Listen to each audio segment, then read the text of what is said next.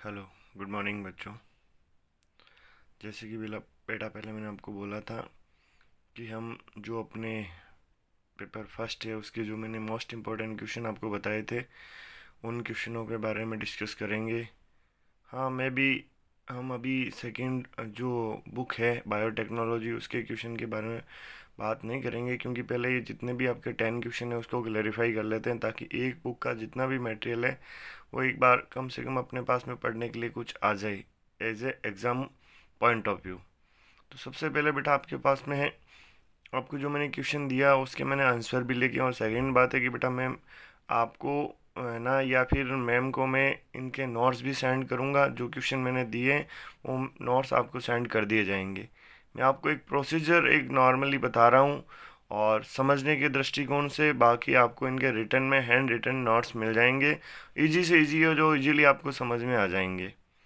जैसे कि देखो, अपना पहला क्वेश्चन था पादपों में जल अवशोषण की क्रियाविधि। हमने ये डिस्कस किया कि भाई पादपों के अंदर जो जल अवशोषण होता है वो किस प्रकार से होगा। तो जैसे अपने पास में मैंने ऊपर लिखा बेटा कि पादपों में जो जल अवशोषण की क्रियाविधि है वो दो प्रकार से होती है, सक्रिय जल अवशोषण और दूसरा निष्क्रिय जल अवशोषण। क्योंकि सक्रिय जल अवशोषण और निष्क्रिय जल अवशोषण, पहले तो अपने को ये पता करना पड़ेगा कि बेटा जल अवशोषण होते क्या है। हमेशा एक चीज़ बेटा याद रखना, एक पादप होता है, पादप के अंदर दो भाग होते हैं पादप के। एक तो पादप का कायिक भाग होता है जिसमें जड़, तना और पत्ती आते हैं। एक पादप का होता है जनन भाग जिसमें फूल आता है। और पादप का जो कायिक भाग की जड़ है, वो जड़ हमेशा मिट्टी से किसको अवशोषित करती है? जल को भी अवशोषण करती है, खनिज लवणों का अवशोषण भी करती है। जबकि पत्ती होती है, वो पत्ती क्या करती है? प्रकाश संश्लेषण की क्रिया के द्वारा प्रकाश संश्लेषण की क्रिया करती है, और प्रकाश संश्लेषण की क्रिया के द्वारा उस सौर ऊर्जा को रासायनिक ऊर्जा में बदलकर अंततः किसका निर्माण करती है? स्टोर्स का निर्माण करती है, और कार्बन डाइऑक्साइड को छोड़ देती है। ये एक नॉर्मल प्रोसीजर है, बट अपने को यहाँ पर मिनरल्स अलग आएंगे। इसी हमें यार इंपॉर्टेंट क्वेश्चन में मिनरल्स भी है, पर अपने को जल का अवशोषण करना है। तो सबसे पहले एक साइंटिस्ट हुए थे आपके 1949 के अंदर, क्रैमर। क्रैमर ने सबसे पहले जल अवशोषण को बताया था। किन के अंदर? जितने भी अपने पास में प्लांट है, प्लांट के अंदर जल अवशोषण की क्रियाविधियों को बताया था। उसके अंदर दोनों ही कंबाइंड आएंगे बेटा, सक्रिय जल अवशोषण भी आएगा आपके और निष्क्रिय जल अवशोषण भी आएगा।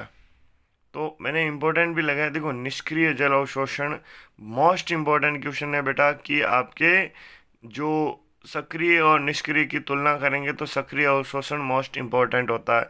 इसलिए पहले हम कौन सा करेंगे? निष्क्रिय जल अवशोषण ही कंप्लीट करने वाले हैं। बाकी सक्रिय जल अवशोषण ज़्यादा आपके लंबा नहीं है, छोटा सा टॉपिक है। लेट्स बी स्टार्ट कि अपने पास में निष्क्रिय जल अवशोषण। देखो, सबसे पहले निष्क्रिय जल अवशोषण के अंदर एक दिमाग में डाल लेना कि बेटा 98% या परसेंटेज जो जल है, यानी कि मान लो कि 100% वाटर है किसके अंदर? मिट्टी के अंदर। उसमें से कितना परसेंटेज? 98 तो केवल और केवल कौन कर लेगा? निष्क्रिय जल अवशोषण। तो यानी कि सबसे ज़्यादा जो मेथड यूज में आती है वो कौन सी होती है? निष्क्रिय जल अवशोषण की होती है। वहाँ पर आपके सबसे ज़्यादा जल को अवशोषित करने का क्या किया जाता है? प्रोसीजर होती है। तो ये आपके मोस्टली थोड़े बहुत हम इसकी बेसिक इंफॉर्मेशन भी प्राप्त करते हैं कि सबसे ज़्यादा काम में आने वाली विधि कंपलसरी है। यदि बेटा 98 हो रही है तो सबसे ज़्यादा यूज़ में यही विधि आने वाली है। सेकंड आपके लिखा हुआ कि भाई जो आपके जल अवशोषण करने वाले कारक पत्तियों में ही उपस्थित हो। कहने का मतलब हो गया, निष्क्रिय जल अवशोषण कब होगा? जब एक पत्ती है, उसी पत्ती के अंदर ही वो कारक मौजूद होंगे जो निष्क्रिय जल अवशोषण की प्रक्रिया को प्रारंभ करवाते हैं। जैसे फॉर एग्जांपल, इसका मैंने आगे एक सीक्वेंस दिया, रूट। रूट के बाद में क्या होती है? सेल और ओनली वेव। आगे चीज समझ में। ये रूट सेल का मतलब हो गया कि बेटा इनकी जो जड़ें हैं, इन जड़ों के अंदर भी कौन रहेगा? वाटर रहेगा। और रूट की जो सेल होती है, रूट की सेल का मतलब हो गया जो आपके जड़ कोशिकाएं हैं, जड़ कोशिकाएं उसके लिए ही ओनली फॉर रास्ते का कार्य करेगी। जैसे मान लिया कि मिट्टी के अंदर जल है, तो उस जल को रूट ही तो लेगी, रूट का कौन सा पोर्शन लेगी आपके, रूट सेल, जिसको हम जड़ कोशिकाएं कहते हैं। तीसरा होता है नीड टू फोर्स, कहने का मतलब इनको बल की भी जरूरत पड़ती है। वो एक प्रकार का ऋणात्मक बल होता है। कौन सा बल होगा, नेगेटिव चार्ज होगा। और जो वायव्य भाग, यानी कि वायव्य भाग अपना कौन सा होता, पत्ती होती है, और पत्ती के ऊपर ही आपके वो आप मिलने वाले हैं। कौन मिलेंगे आपको, जो इसको फोर्स करने वाले फैक्टर हैं, या फोर्स करने वाले आप बोल सकते हो कि जो कारक है, वो कारक आपको सारे के सारे पत्ती पर ही मिलने वाले हैं। आगे चीज समझ में। अब हम इसकी प्रोसीजर स्टार्ट करते हैं कि प्रोसीजर चलती कैसे है। सिंपल सी चीज़ है बेटा कि प्रोसीजर के अंदर वायव्य भाग है। अब हमें पता है कि वायव्य भाग पत्ती होती है। अब पत्ती के अंदर हमें पता है कि बेटा पत्ती दो काम करती है। पहला काम करती है वाष्पोत्सर्जन का। वाष्पोत्सर्जन का मतलब हो गया कि जल की हानि होना, यानी कि जो जल है वो जल क्या कर रहा, उस पादप से बाहर निकल रहा है। इट मीन्स कौन सी क्रिया हो रही है, वाष्पोत्सर्जन। कहने का मतलब जल की बूंदों का वाष्प के रूप में बाहर निकलना क्या कहलाता, वाष्पोत्सर्जन की क्रिया कहलाता। सेकंड चीज, वायव्य भाग पत्ती और कौन सा कार्य करती है, आपके प्रकाश संश्लेषण की क्रिया के द्वारा अपना भोजन भी बनाती है। अब देखो प्रोसीजर कैसे स्टार्ट होगी कि पत्ती है, उस पत्ती के अंदर हमें पता है कि रंध्र उपस्थित रहते हैं, छोटे छोटे रंध्र उपस्थित रहते हैं। जब सूर्य की प्रकाश की उपस्थिति के अंदर वो पत्तियों के रंध्र जब खुलते हैं तो तनाव, यानी कि ऋणात्मक बल उत्पन्न होता है। उस ऋणात्मक बल के कारण पत्ती का जो नीचे वाला भाग है कौन सा, तना, जो कि एक सेवन का कार्य करता है। सेवन का मतलब हो गया बेटा, जब पत्ती प्रकाश संश्लेषण की क्रिया के लिए किसको, जहाँ से, क्योंकि जो स्टार्च बनेगा वो स्टार्च भी रूट तक जाता है, और जो मिनरल्स रूट के अंदर बनते हैं वो पत्ती तक आते हैं। तो मीडिएटर सेंटर कौन सा हुआ, अपने पास में स्टेम हुआ या नहीं हुआ।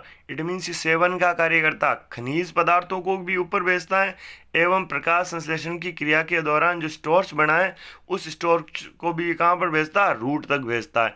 तो जो तनाव लगता है, यानी कि जब वो रंध्र खुलेंगे तो रंध्र खुलने के बाद जो तनाव उत्पन्न होगा, उस तनाव के कारण वो तनाव तने में होता हुआ कहाँ पर पहुंचेगा, जड़। जड़ के बाद में कहाँ पर पहुंचेगा, जड़ के अंदर जो संरचना बाल के समान संरचना होती है। देखो बेटा जड़ हमेशा याद रखना, जड़ एक प्रकार का मूलांकुर का मॉडिफिकेशन है। मूलांकुर का मतलब हो गया, जब हम एक बीज को अंकुरित करते हैं, बीज को मिट्टी के अंदर बोते हैं, तो उसके दो भाग होते हैं, एक प्रांकुर एक मूलांकुर। मूलांकुर हमेशा जड़ को बनाता है या जड़ को मॉडिफाई करता है, जबकि प्रांकुर परोर भाग को बनाता है, जड़ से ऊपर वाला।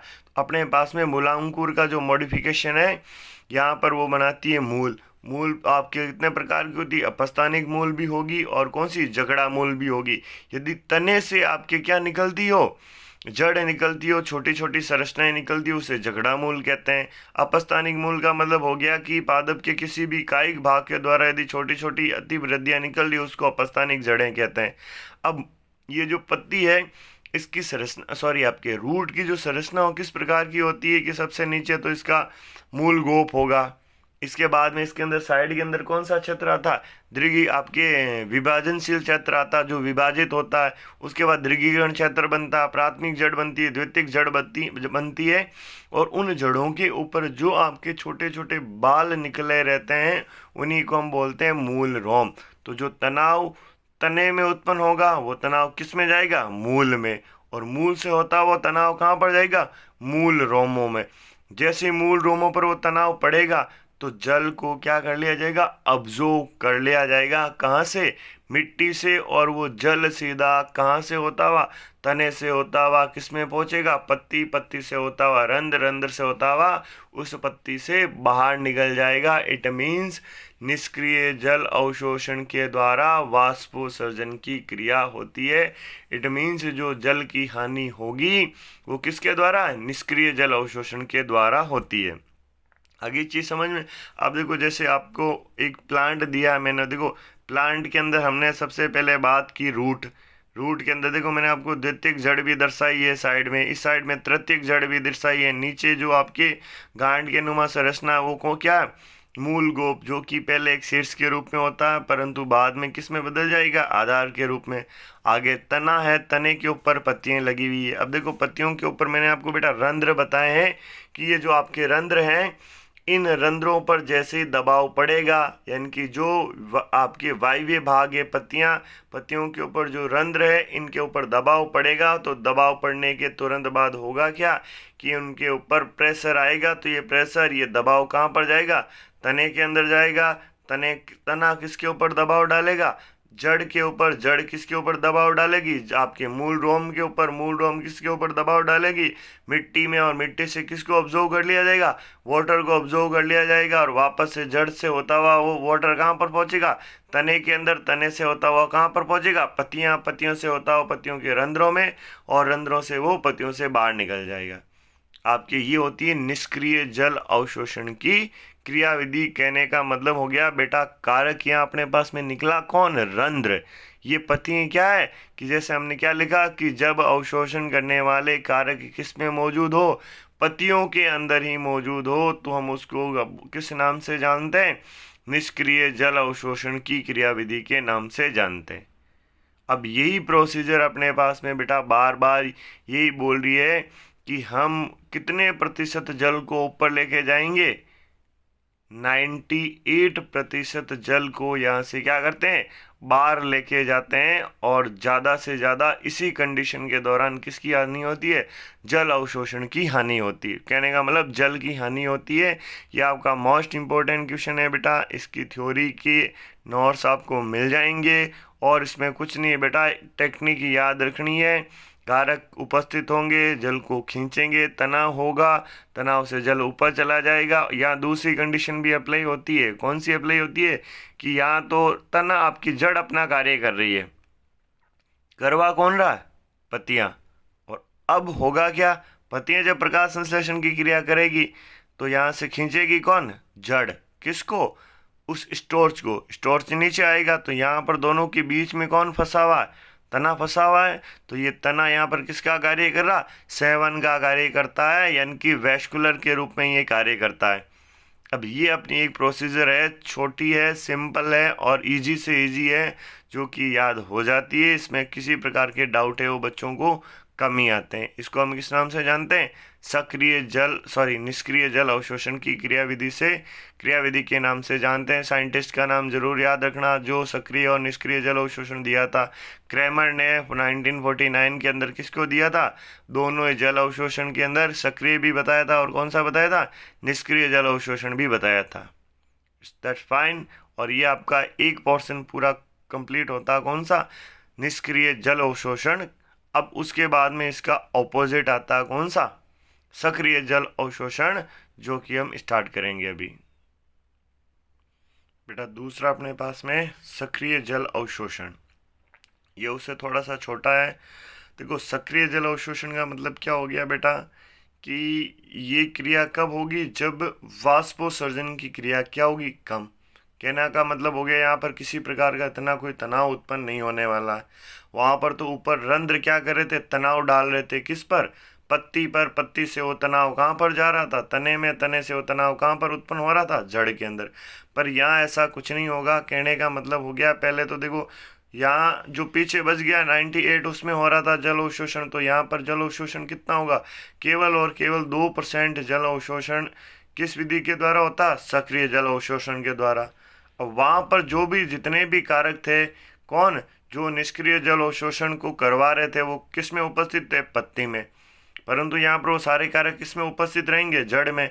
इट मीन्स वहाँ जो बल लग रहा था वो तो था ऋणात्मक, यानी कि नेगेटिव चार्ज था। जबकि यहाँ जो बल लगेगा वो कौन सा होगा?